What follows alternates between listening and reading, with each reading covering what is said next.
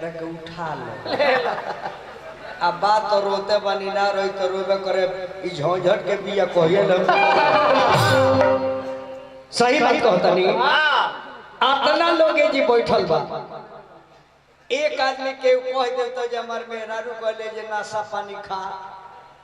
सबकर मेहरारू चाहे ले जे कौन ऐसा मिठाई खा लेते ये गोप दे गोबर सिंह खाली हो जाए लेकिन नाती बिस्को बड़ा मानता सरकार बंद कर दिलस तब वो ऊपर से आ जाता रात भर नाई पर लात के हिलता उहे जब माथा बैलो आंगन में आवेला हरदी चाला के बाद पीतर ने ताला पीतर पीतर के हजी पीतर ने ताला पीतर के हा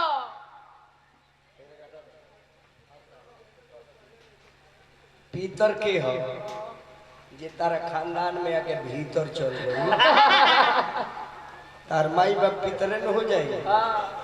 माई बाप मरेला थोड़ी माई बाप का देहिया जाला नेहिया तो बाल बच्चा के लोग रह जाला अगर माई बाप मर जाते तो शादी ब्याह जने में पितर नेता ही एक और मतलब कि हमारे के पूर्वज लोग बा आ कहियो रही जैसे हई शरीर बा हई शरीर जन बोलता ई मर जाई हई जन गावता ई मर जाई दुनिया से लेकिन विजेंद्र गिरी ना मरी हई जन गावता हई मरी लेकिन विजेंद्र गिरी ना मरी नाम अमर होता है जब सारा पीतर नेता आप पीतरो नेवते में काका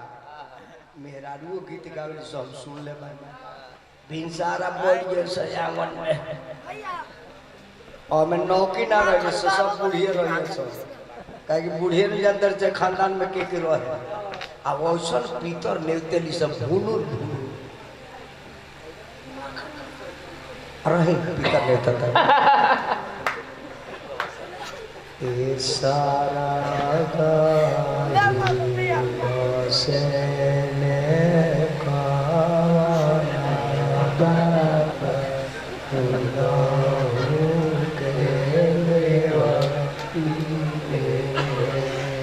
सारा गाही बसेले टेंट वाला के बाहर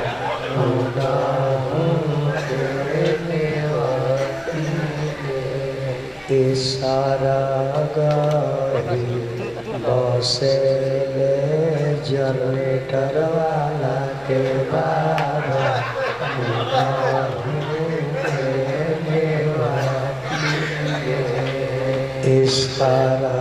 गाही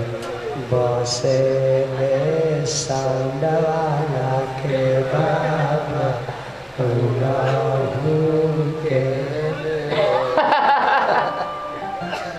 आज जब पीतर नेवता लगा बात सवेरे अरे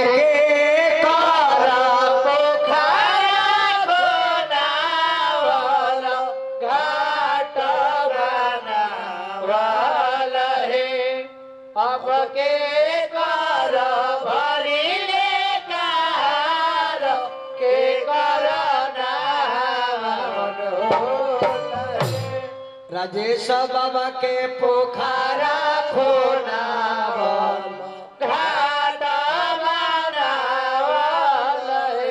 वहाँ के मलकीनी के भरी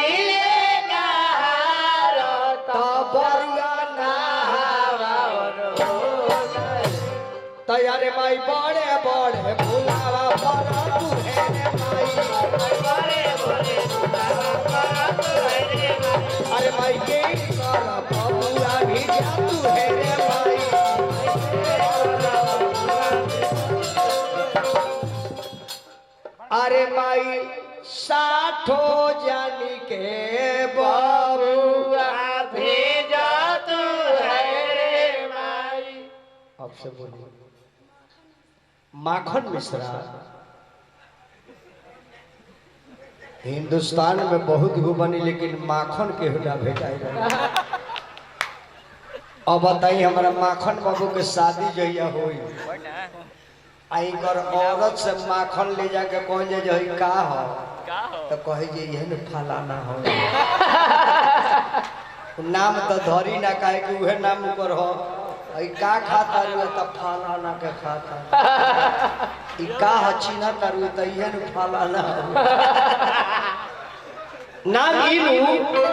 अरे माता पिता का अभिनंदन करे जे बेटा के नाम माखन रखले तू कहना कठिन के बैठल बरे रे पर बहुत श्रोता बैठल देखनी लेकिन उ डिजाइन ना देखली कहीं शौचालय में न खनु आ एक नंबर इराउड ऑपरेटर बड़े और वो दल में लखन अच्छा 107 बोलिए बबुआ तारा नहैले कम महीना हो गया असो लगन में सवासना मिलल ना टेंट वाला हो गया लेकिन तार कलर एक नंबर बा तार जेंगा कलर बा वहींगा तार ड्रेस बा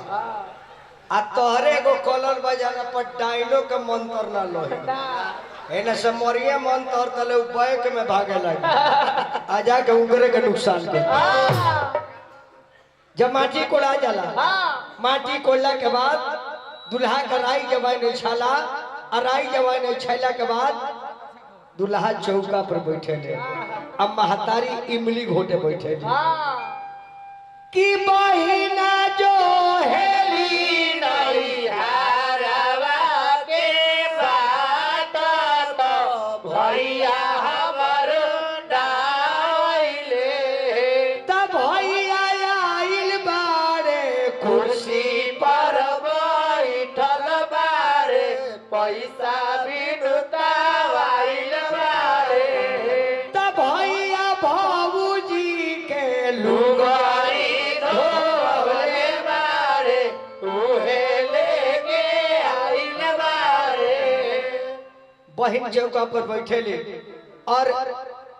भाई आवेले अपना बहन के आम के पल्लो के डंडी अपना भगिना के कटावेले आ भगिना माई के हाथ पर थूक देला आ मामा पानी के संगे अपना बहन के पिया देले बाहरी माई बेटा का थूकल भी माई चाट जाती है आ वो बेटा लो माई बाप के सेवा नहीं करब जे अपना माई बाप के सेवा ना करी ओ बेटा के जेले कुत्ता जियो ओ बेटा के जेले कुत्ता जियो जिस घर में माता पिता रोते हैं उस घर में कोई देवी देवता नहीं होते हैं और जिस घर में माता पिता हंसते हैं उसी घर में देवता लोग बसते हैं